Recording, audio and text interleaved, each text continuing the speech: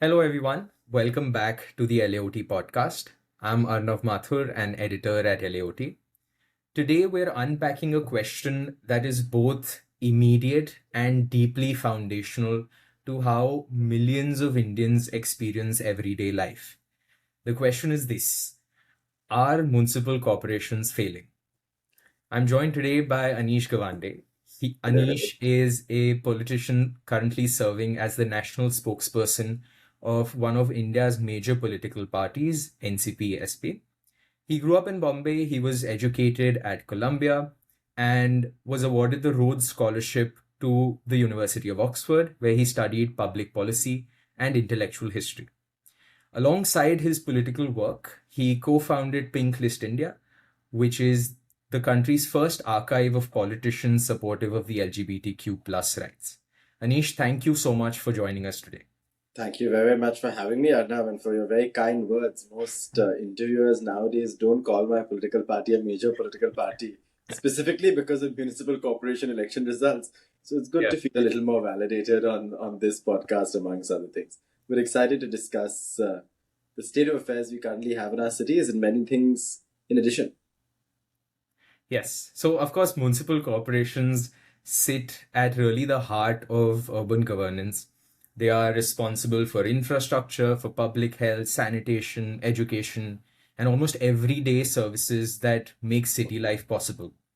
Mhm. And yet, across all of the cities, municipal corporations are associated with chronic failures. Now, I've also been born, brought up in Bombay. For most Mumbaikars, the daily interaction with the BMC, which is Bombay's municipal corporation, is often defined by sheer frustration. We have potholes that have almost effectively become landmarks. There's chronic flooding, uneven waste management, and so on. And of course, this is not just a Bombay problem or a Bombay specific issue. Versions of this disillusionment exist in Bangalore, Chennai, Delhi, Hyderabad, across almost every Indian city. So, my first question today is, what is the problem that we are actually trying to diagnose? Is it a story of corruption, administrative incompetence? Is it a structural incapacity of municipal corporations that is really the issue? So, if today you had the opportunity to explain to a citizen why their local government keeps failing them, where would you really begin? The unfortunate answer to your question is that of all the factors that you mentioned that are responsible for the state of affairs that we have in our municipal corporations, Yeah. each one of them is uniquely and distinctly responsible for a key set of challenges that are placed before our urban local bodies. So let's start off with the structure. The fundamental challenge today is that urban local bodies have not gotten the same devolution of powers that rural sort of electoral systems have received over the past few decades. The Panchayati Raj system under Rajiv Gandhi got a constitutional amendment that entrenched its place as the building block of Indian democracy. A lot of funds were diverted to Panchayati Raj institutions. A lot of powers were given to Panchayati Raj institutions. A lot of autonomy was given to Panchayati Raj institutions. So you'll also see that reflected in the ways in which these institutions govern. Panchayats are far more accountable to the sort of communities that put them in power as compared to any other level of governance, whether that's a corporator, whether it's an MLA, whether it's an MP. Right?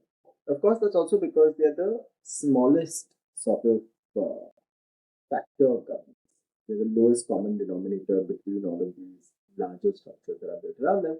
And so they're accountable to fewer people, which essentially means that that accountability can translate into direct action and direct consequences for a lack of effort being put in or an excess in corruption or any of those other issues. Right? If you look at a city like Mumbai, unfortunately, over the last few decades, the power that the BMC had has been steadily taken away, eroded, and sort of removed to ensure that the state government has more control, the central government has more control, new authorities like HADA, MMRDA, MMRCL have more control over the city than ordinary Mumbaikars. The last 3 years before this election, we know that the city was ruled by an administrator, entirely illegal and unprecedented.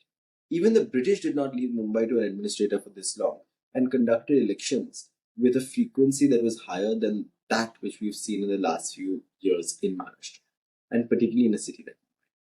Now, the second problem is that you also have a lack of awareness about the roles of these urban local bodies. Right? So, in civics class in school, you learn about Lok Sabha, you learn about Rajya Sabha, you learn about question hour, you learn about what a privilege motion is, but nobody will tell you what a standing committee is, right, in a civic body.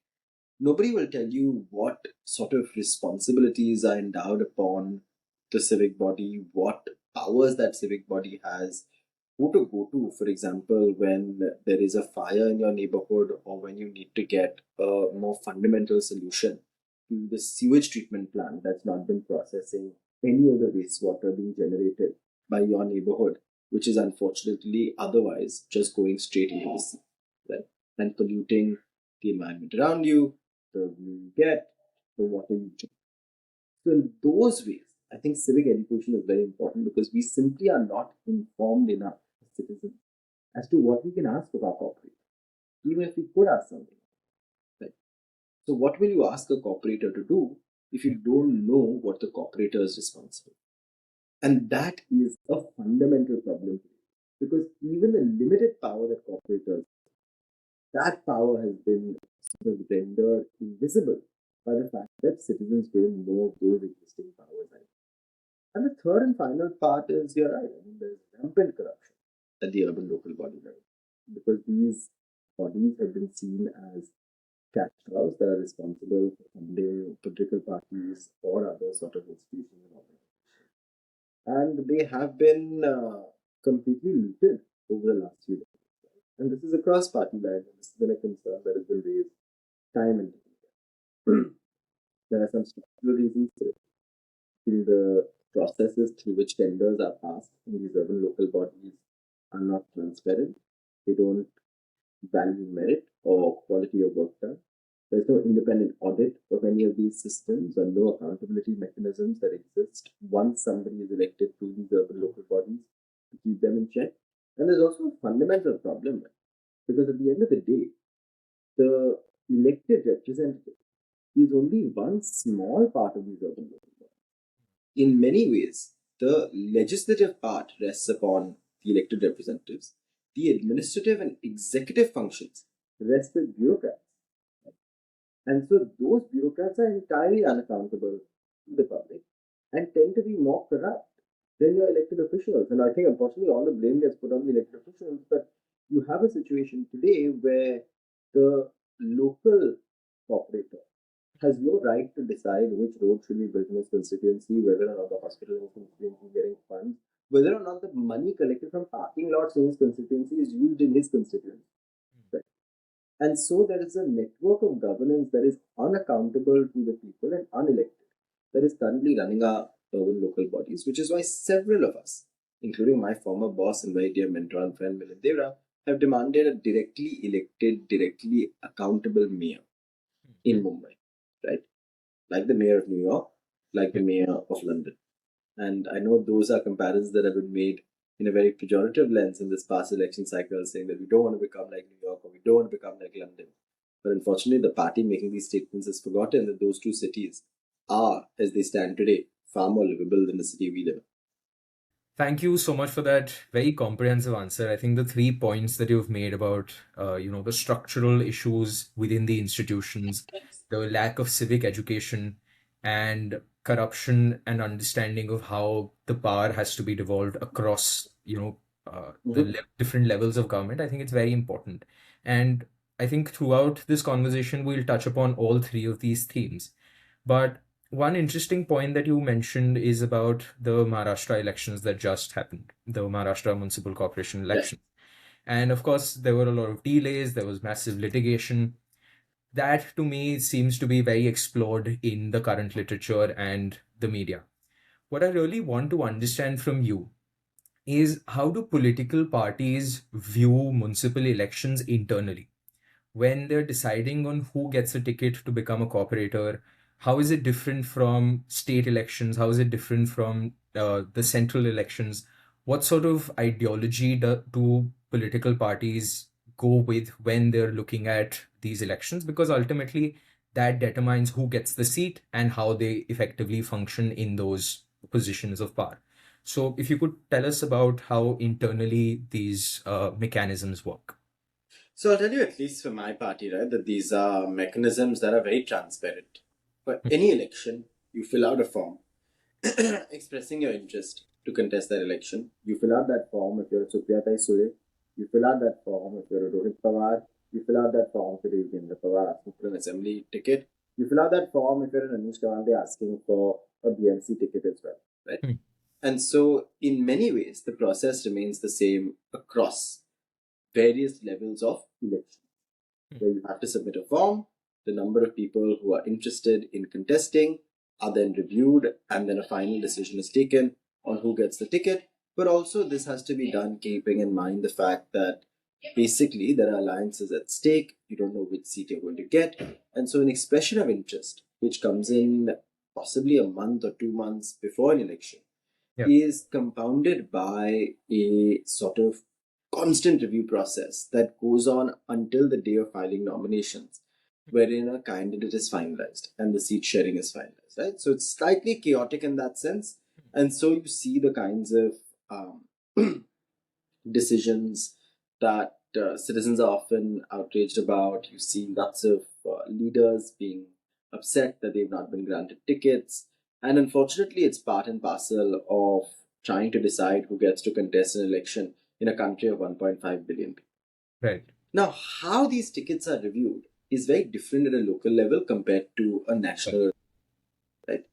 The most important thing to remember is that the BMC election or any civic corporation election or a Zilla Parishad election is a Karyakarta election.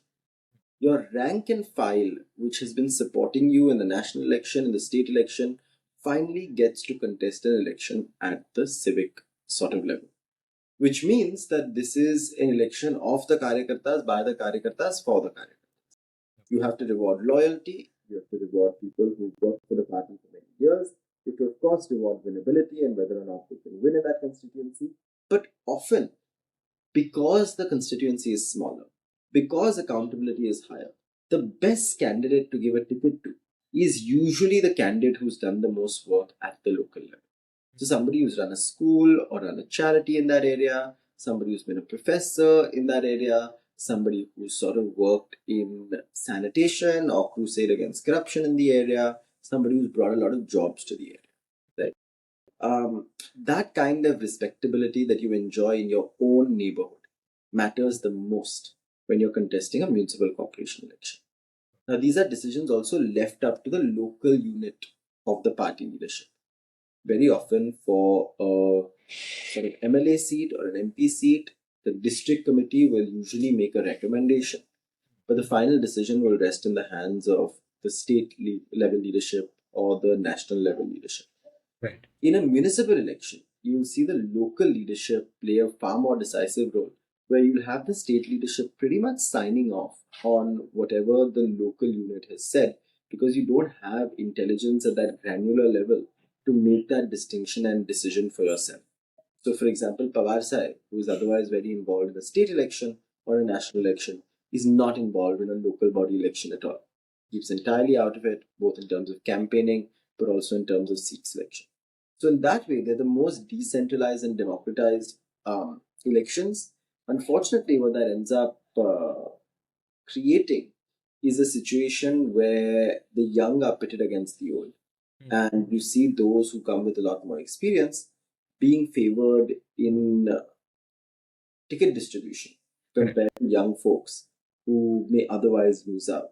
But despite this, I will say that young people are disproportionately more likely to contest a local body election than they are an MLA election or an MP election. They're disproportionately more likely to win in these elections. And the median age of your urban local bodies, your Zilla Parishads, your Panchayat Samitis is actually lower than your median age in Parliament or in most of your Vidhan Sabhas. And why do you think that is, despite loyalty being one of the criteria for? Because I think the younger person is going to decide that if you don't give me a ticket, I'm going somewhere else. And they will get a ticket from somewhere else. And if they've done good enough work, they'll win. I mean, you saw that in these elections, right? The AIMIM did spectacularly. primarily because of good ticket distribution.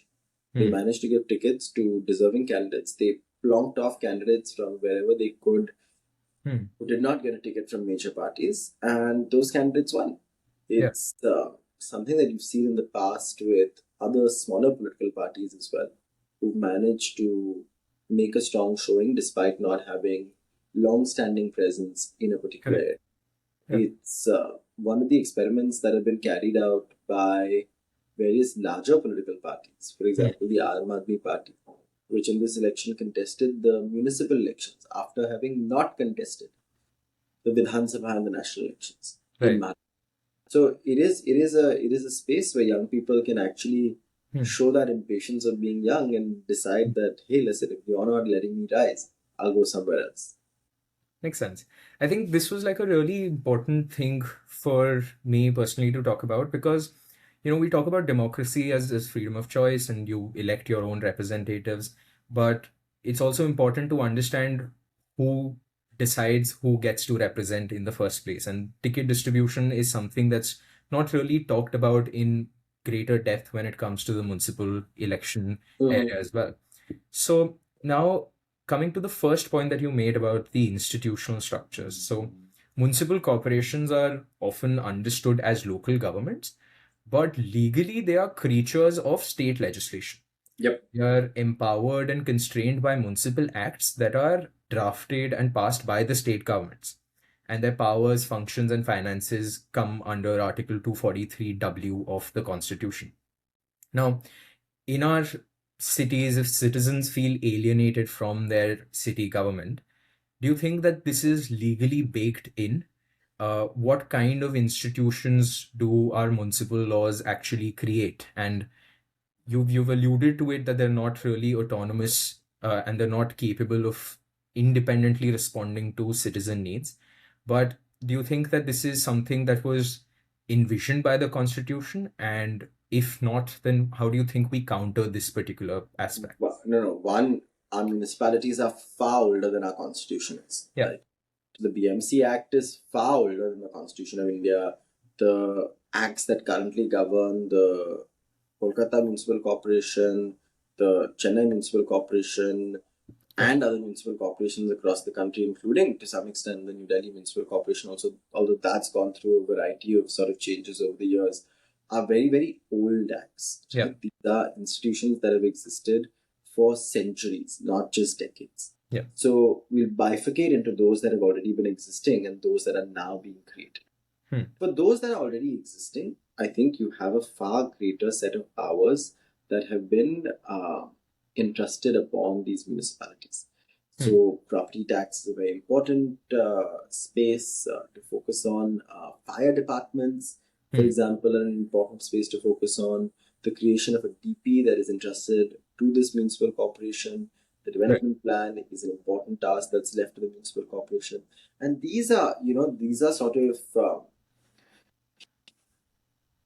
rights that accrue to these municipal corporations or functions that are a part of these municipal corporation, not necessarily as de jure sort of powers, but de facto powers, right? In some municipalities, the fact that the municipality has been running the fire brigade is the only reason the municipality currently controls the fire brigade, right? There's no statewide compulsion that all fire brigades must be run by the municipality. The state does not have the right to create a Maharashtra fire brigade that can then have outposts like the police service does have outposts, right? So in some cases, particularly in the case of your larger municipalities, your older municipal corporations, you have a lot of rights that have been baked into law and into practice for centuries. The challenge arises with newer municipal corporations, right? We have in Maharashtra at least, a system where you basically go from municipal council to municipal corporation. Once you reach a certain size in terms of population, it's a fairly arbitrary size. Yeah. Usually tends to be around 10 lakh people, 1 million people. More than that, you get a municipal council. Around 5 million and more, and you tend to get a municipal corporation. That number is not defined. Who gets to decide when something becomes a municipal corporation is not defined. Who gets to do the delimitation in a way that's not gerrymandered, is not defined. Hmm. Who gets to sort of also decide upon the number of seats in that municipal corporation? Not very well defined. Yeah. And so what you realize is that many cities will start with the demands for a municipal corporation that are a municipal council, but that demand becomes a political demand rather than an administrative demand, which is what it should. Understood. Yeah. Also, there is a lack of prior expertise or knowledge Hmm. in cities that are quickly growing, right? Yeah. So I'll give you an example of Yeola, which is the town that I'm from, near Nashik. Yeola used to be a sort of village. It quickly grew into becoming a town. It was important in ZP elections. And now it has a sort of municipal council. It doesn't have a corporation yet. The demands are currently being made to have a municipal corporation in Yeola. Much like you have one in Nashik, or you have one in Nagpur, or you have one in Pune. Yeah. But in many ways, that municipal council itself is unaware of the rights, responsibilities, and powers that are vested into it. Yeah. And so there is a lack of revenue generating ability in these sort of smaller municipal councils and municipal corporations that hinders their ability to be able to function effectively, even when under law they have a lot more rights. Even though state laws allow them to have a lot more rights, they often just depend upon grants from the state government to function. Right. And so they have abysmally low budgets. If I can't remember correctly, I think the Yeola Municipal Council's budget, the last sort of fiscal year, was 5 crores or some absurdly low amount like that. Yeah. When in reality, a city growing that quickly, which currently should have the ability to tax its land, which should have the ability to collect property tax, which should have the ability to decide FSI, which should have the ability to purchase municipal bonds and repay them over a sort of longer length of time. None of these facilities are available to these municipal councils or corporations in a legible way, because those who are currently in charge of them are not aware of what they can really do in their roles as sort of heads of these municipal councils and corporations. So in some ways, I think your established municipal councils and corporations, or other corporations, have a lot of powers. Those powers have been misused. The smaller ones have a lot of powers, but those powers have not been discovered yet. Understood. I think generally what the sense that I get from this entire understanding of how the process works is that firstly, where there's power, there's misuse, or where there's power, there's not particular usage or discovery of that power in the first place. And I think the question of power is really important because today, if any citizen has any grievance, intuitively people want to know who's in charge. They want to know who they can go up to and who's the person who will actually fix things. Oftentimes, if you go to a corporator, the general sense is that there's someone above him that might be able to resolve the queries.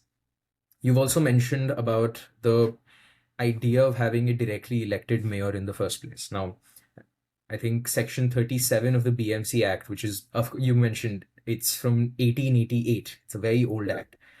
It mentions of an indirect election to happen. Now, you seem to be in support of moving towards a model of a directly elected mayor. Why do you think that is more beneficial? And I mean, I understand the examples of other cities outside of India, but how do you think that in an Indian political system, a directly elected mayor could work and would work? So let me take your second question first, right? Yeah. One is that we already have directly elected mayors in many cities across this country. Yeah. Tamil Nadu, in fact, has moved towards almost directly elected mayors for most of its cities. If you see, even a state like Chhattisgarh has directly elected mayors in several of their smaller cities. These mayors are far more effective, they do more work, they're more empowered, and quite honestly, they are more sort of accountable to people, because the mayoral race then becomes one that the city pays attention to. The person becomes somebody the city has to know as a whole. And in those ways, you end up getting citywide governance that is Yeah. not divided by constituencies, right? Mm. So currently, if I'm in Nagpada, then my concerns are very different, my coal plant is very different, the issues I care about are very different. Yeah. If I'm in Cuff Parade, my issues are very different, the coal plant is very different. Mm. If I'm in Warari, in the Koivada, my concerns are very different. If I'm on Worli Seaface, my concerns are different. And so you end up having a lot of sectoral expertise of cooperators who are Yeah. very, very good at taking care of their own communities, but Mm. who are entirely incapable of thinking about the city as a whole. As a whole. And they are then given the position of mayor, Mm. which is an additional unpaid, unsort of um, compensated Mm. either through fame or through power or through some means of money or Yeah. some additional monetary support. An additional position that is a burden on their responsibility as a cooperator to their own constituents. Mm. So unfortunately, mayors tend to not get re-elected because they don't have enough time to go to their constituency because they're too busy being mayor of Mumbai. Correct. Right? Yeah. And so in that way, having cooperators is not a bad thing. Mm. But the post of mayor should be a post that somebody is directly elected. Mm. And in some ways, that post of mayor should replace the role of the administrator or the BMC commissioner, Mm. which currently is a colonial era hangover that we have, where a commissioner was put in place by the British government to control the democratic impulses of a colonial city. Right? Yeah. And so, if those were the reasons behind why a BMC commissioner was given the amount of powers that the BMC commissioner was given, and those are the reasons behind getting a sort of democratically elected legislature to not have any executive powers, then those are systems that need to be questioned and those are systems that need to be overturned. How long that will take, I don't know. Yeah. How long we'll have to keep fighting till we finally see some movement on that front, I don't know. But I think it's a good fight and a fight worth fighting. Understood. I think it's really nice that we can move on from just giving an example of, oh look, New York has a directly elected mayor, that's why we should also get it to India. I think what we need is a more granular understanding of why a directly elected mayor works. And a directly elected mayor does not mean the complete evaporation of a cooperator and his or her responsibilities. It's a more democratic way of functioning and organizing our municipal governments. Now, I want to move on to a different angle that comes when we talk about municipal corporations. So, when public institutions fail, the conversation almost inevitably turns towards the markets. Across Indian cities, we have seen a growing trend of reliance on public-private partnerships, special purpose vehicles, private contractors, financial instruments like the municipal bonds, for example. And the underlying promise is very simple. Private efficiency will compensate for the sort of public failure that we're having. Now, do you really think that privatization is the solution to any municipal failure that we're facing? Or is it an admission that we have given up on building an accountable public institution and we've just increasingly privatized and delegated our problems to someone else? See, as a former card carrying Marxist, I would tell you that all privatization is terrible and the public private partnership model is flawed and should never be implemented. Yeah. Right? I think I've evolved a little bit on that thinking and come to a conclusion that public private partnerships can work. They have the potential to bring in capital when capital is not available. What unfortunately is the problem is that they're often conceived of in a way that is so bereft of political imagination that they cannot be effective vehicles for a model that helps both the public and the private. Right.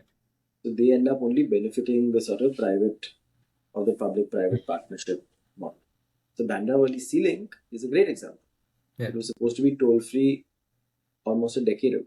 Yeah. You continue to pay a toll that is rising because of conditions that were baked into that contract, which basically ask for absurd recovery amounts that are not possible through inflated estimates that are again unachieved, that result in this becoming a continuously paid road in a city like Mumbai. Correct. So, which is why the coastal road, which is not a public-private partnership, does so much better. Hmm. And then perhaps the public-private partnership that you can get once that coastal road is built is on the coastal forest, where you can ask Reliance Industries to take on the sort of responsibility for Yeah. building forests, because truly the government lacks expertise and funding to Hmm. carry out a project like that. Now, there need to be guardrails. There need to be strict sort of criteria for what a corporate can and cannot do when a public-private partnership like that is hatched out. And Hmm. you need to have certain sort of sets of standards that are applied across the board for such partnerships. Right. Now, in terms of the other instruments, government finance, 100%. I don't think municipalities should not be financially wise. Hmm.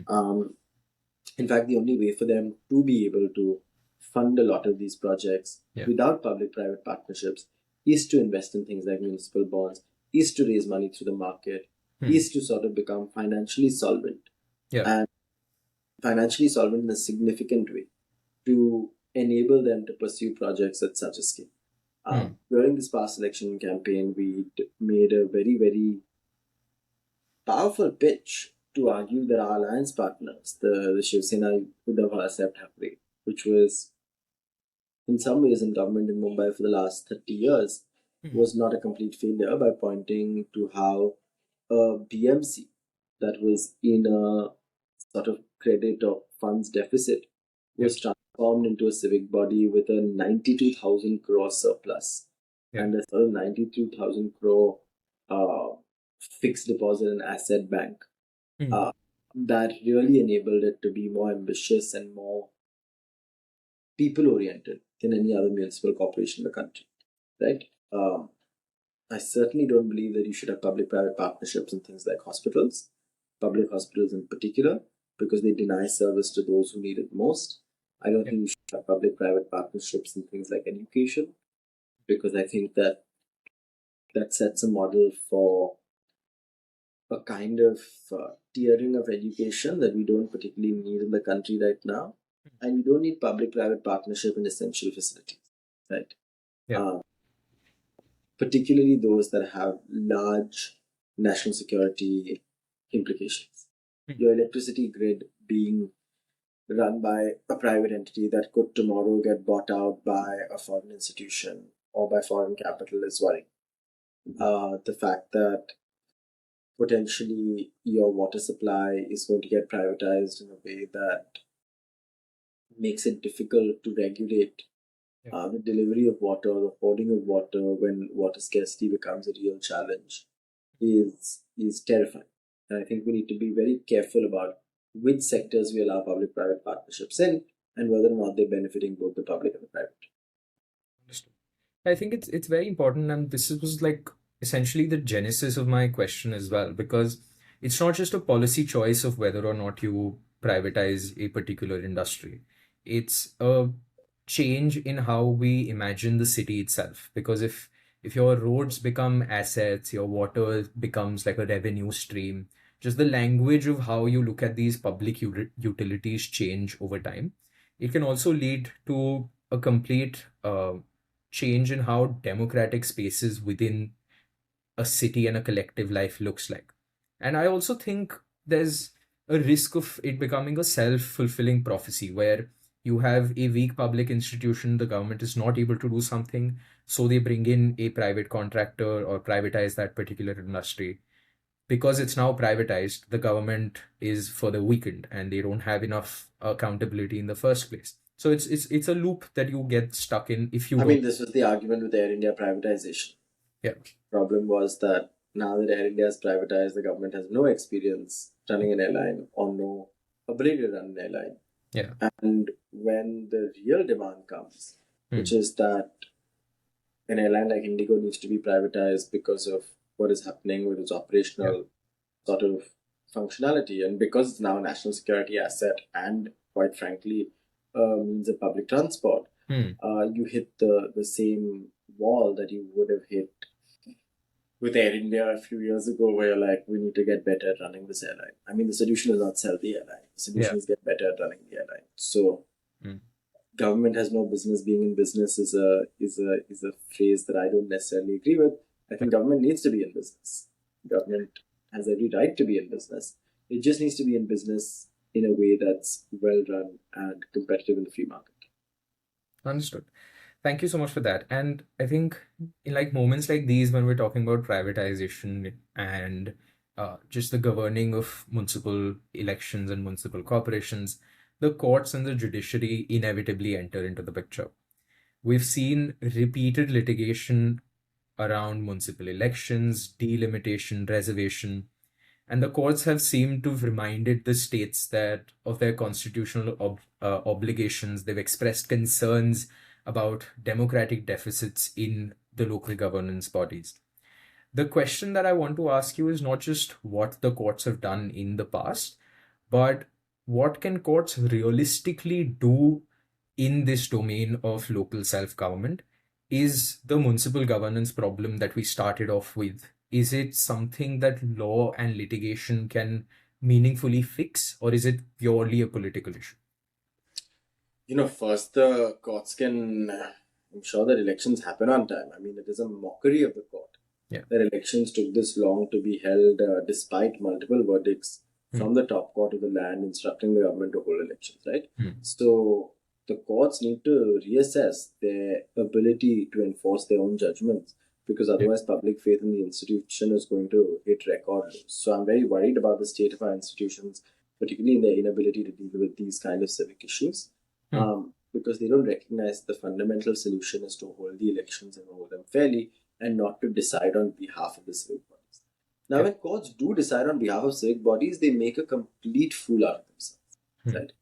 Now, when you come to a solution to the menace of stray dogs on the streets, you cannot have a solution that suggests that every dog should be sent to a shelter. It is both an impractical and an ineffective solution that, of course, angers many animal lovers, but it also puts an unfair and incredibly serious burden on urban local bodies that are already stretched beyond their limits. It also fails to penalize those very same sort of urban local bodies that have not carried out programs like sterilization and vaccination that would have ensured that these instances and incidences don't reach the harrowing levels they've reached. Right? So on one hand, the court doesn't know what it's doing when it decides on civic issues, because it simply cannot know the limits of an urban local body, right? And those are limits that change dynamically. Those are situations that evolve very rapidly. And these are structures that have existed for decades that need to be understood as complex arms of governance, right? That cannot be whiled away overnight or told to improve overnight by a court verdict that is one of 100 passed every day. Right? So on one hand, I don't think the courts know what they're doing when they talk about civic issues. On the other hand, I think courts fundamentally do not do a good job when they try to enter the policy-making domain. The purview of a court is to interpret the law and apply the law. It is not to understand policy and to direct policy. Whether that is with respect to whether or not mining should be allowed in the Aravallis, I don't know if it should be allowed. But I certainly don't think the court knows whether or not it should be allowed. Right? Correct. Whether or not that's the question of what to do in terms of air pollution. And the court sets out guidelines and says, do this, do that, do that. But there's no data on what causes air pollution in this country. And so the court first advise or direct the government to put out real data so that everybody, the court included, can make more sensible decisions on air pollution rather than knee-jerk solutions that seem to be spraying construction sites with water or putting in these absurd sprinklers that do nothing. So in some ways, the court there falters, right? Because it does not have the ability to ask the right questions to the right authorities. And it simply does not have the right solutions to problems that need to be addressed by governments as a whole. And finally, I think the courts, I've had an activist court for a while. We know that it's also been very beneficial. It's allowed us to protect a lot of civil liberties in this country. Also allowed for a lot of progress to take place. We've got the MC Mehtas of this world redefining what public interest litigation can look like, what environmental litigation can look like. But I think we've reached a point where it's getting a little out of hand. I think judicial activism needs to be curbed. I think judicial adventurism needs to be checked, particularly when it comes to taking decisions that are not consonant with science or with data or with both. Yeah. And we certainly need to have a hard relook as to whether our courts are the right place to decide whether a road should have a bike lane or a sort of bus lane, whether or not BRT terminuses should be conducted in one place or the other, or whether a metro car shed needs to be pushed 14 kilometers ahead or should remain where it is. Right? Correct. These are not decisions that a court is equipped to make or sort of competent enough to make. Yeah. And I think the court should also recognize that it's not in the long term interest of anybody, most certainly not in the long term interest of Indian democracy, to get such verdicts out that undermine the ability of urban local bodies to actually make a difference. Then you're basically saying tum chaprasi ho, jo bola hai wo kar lo.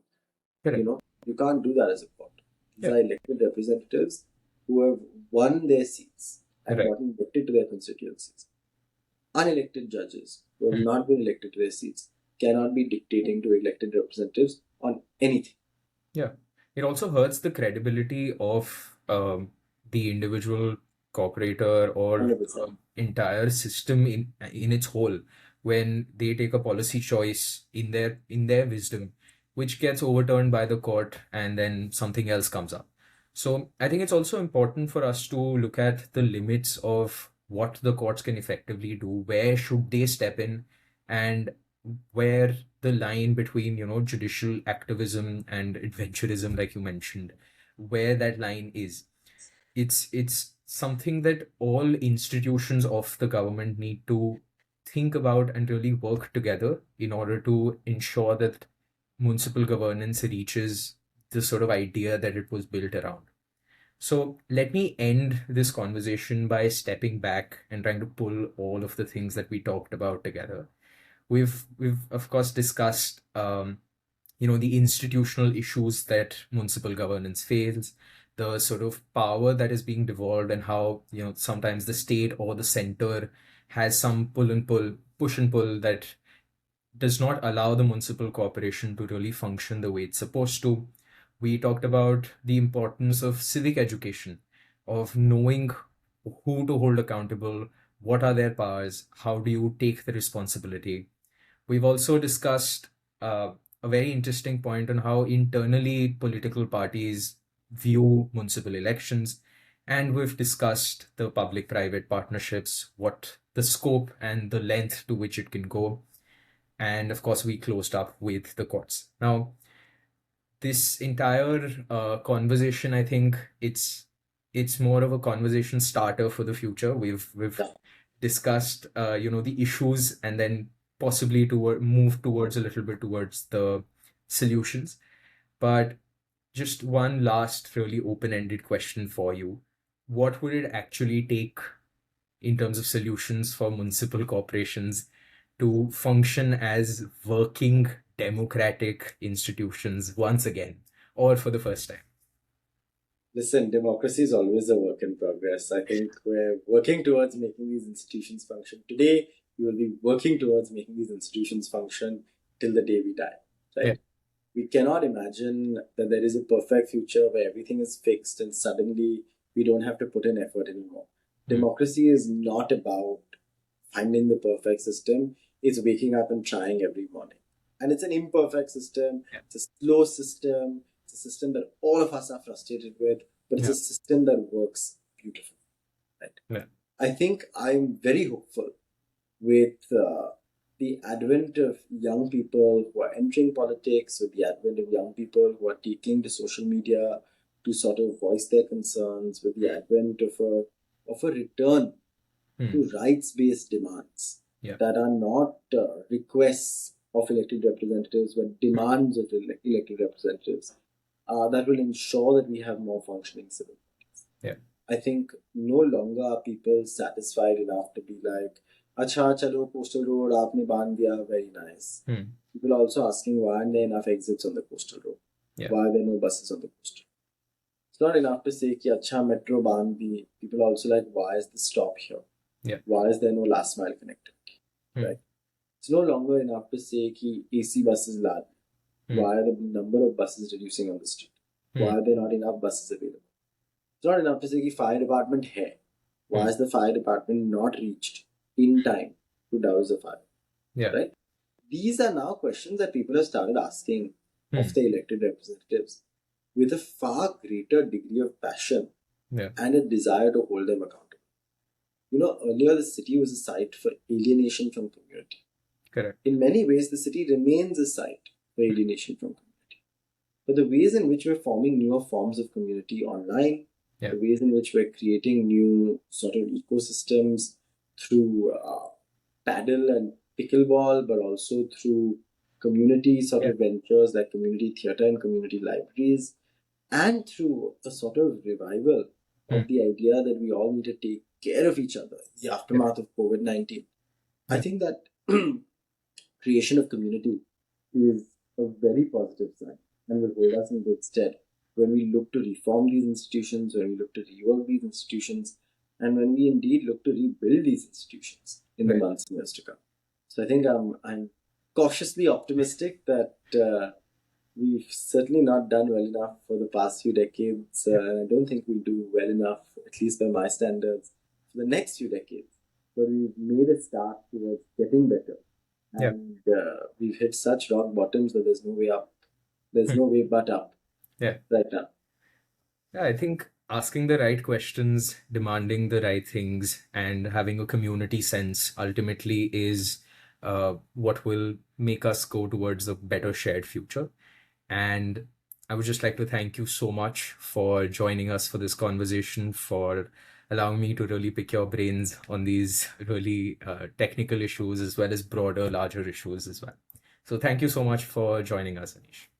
Thank you very, very much. And I look forward to seeing the podcast when it is released. Yes.